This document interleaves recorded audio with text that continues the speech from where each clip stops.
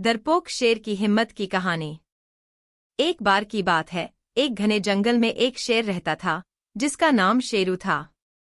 शेरू एकदम भव्य और ताकतवर दिखता था, लेकिन असल में वह बहुत डरपोक था।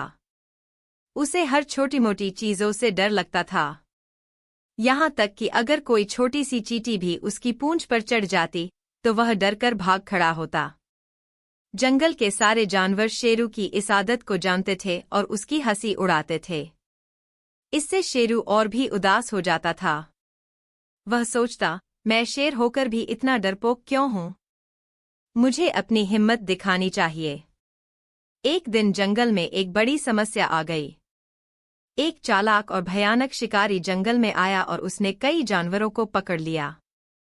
सभी जानवर बहुत डर गए और सोचने लगे कि अब कौन उन्हें बचाएगा। वे सब शेरू के पास गए और उससे मदद की गुहार लगाई। शेरू पहले तो डर गया, लेकिन उसने सोचा कि अगर आज वह अपने दोस्तों की मदद नहीं करेगा तो हमेशा के लिए डरपोक कहलाएगा।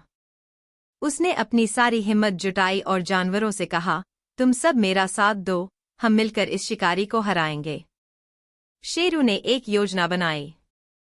उसने सभी जानवरों को छिपने और अपनी जगह से आवाजें निकालने को कहा ताकि शिकारी भ्रमित हो जाए। खुद शेरू ने अपनी जोरदार दहाड़ से शिकारी को डराने की सोची।